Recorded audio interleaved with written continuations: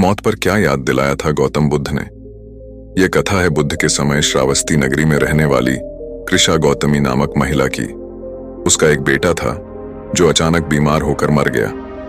कुछ समय पहले ही उसके पति का भी देहांत हुआ था। उस पर जैसे दुख का पहाड़ टूट पड़ा। पति की मौत के बाद वह बेटे के आसरे ही जी रही थी।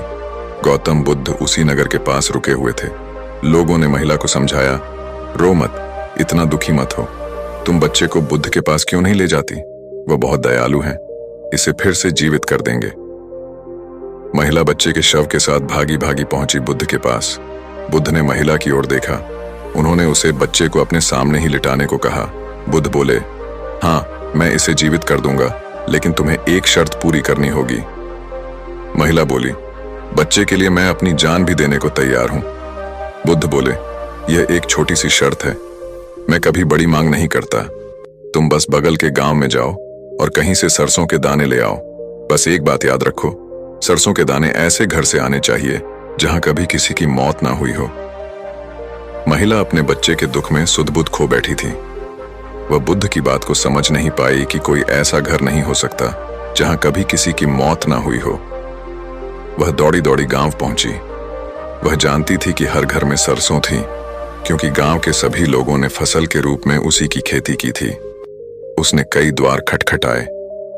लोगों ने उसकी कहानी सुनकर कहा, बस सरसों के कुछ दाने, हम बैलगाड़ी भरकर सरसों दे सकते हैं, लेकिन तुम्हारी शर्त पूरी नहीं हो सकती। हमारे घर में कई लोगों की मौत हुई है, हमारे सरसों के दाने तुम्हारे किसी काम के नहीं। जब रात हुई तो महिला को होश आया। उसने हर घर का दरवाजा खटखटाया था। धीरे धीरे उसे समझ आया कि मौत तो होनी ही है, सभी को मरना पड़ता है, इससे बचने का कोई रास्ता नहीं। जब वह बुद्ध के पास लौटकर आई तो पूरी तरह बदल चुकी थी। उसके बच्चे की लाश जमीन पर पड़ी थी और बुद्ध इंतजार कर रहे थे उसका। महिला आई तो बुद्ध ने पूछा, सरसों के दाने कहाँ हैं? महिला हंसी और बुद्ध के चरणों में गिर गई। मुझे भी अपने रास्ते पर ले चलो, क्योंकि मैं तुम्हारा संदेश समझ चुकी हूं। हर व्यक्ति को मरना होता है। आज मेरा बेटा मरा है। कुछ समय पहले मेरे पति का देहांत हुआ था। कल मैं भी नहीं रहूंगी। मैं मरने से पहले मृत्यु के पार निकलना चाहती हूँ। अब मैं अपने बेटे को दोबारा जीवित नहीं करना चाहती। मैं अब खुद कभी नष्ट नहीं होने वाले जीवन का साक्षात्कार करना चाहती हूँ। बुद्ध बोले, तुम्हें भेजने का उद्देश्य ही यही था कि तुम जाग जाओ। बुद्ध ने कुशा गौतमी को दीक्षित करना स्वीकार किया। गौतम बुद्ध और गौतमी की कथा हमें अपनी मृत्यु को याद करने का मौका देती है। वह हमें याद दिलाती है कि हम भी इस पृथ्वी पर हमेशा के लिए जीवित नहीं रहने वाले। यह जो चारों ओर प्रकृति की सुंदर छटा बिखरी हुई है, पक्षियों का संगीत फैला हुआ है, सूर्योदय और सूर्यास्त के रंग दिखने को मिलते हैं, और यह जो रिश्तों का प्रेम है, माँ के प्यार की खुशबू, बच्चों का स्नेह, दोस्तों की यारी, ये सब एक दिन खोने वाला है।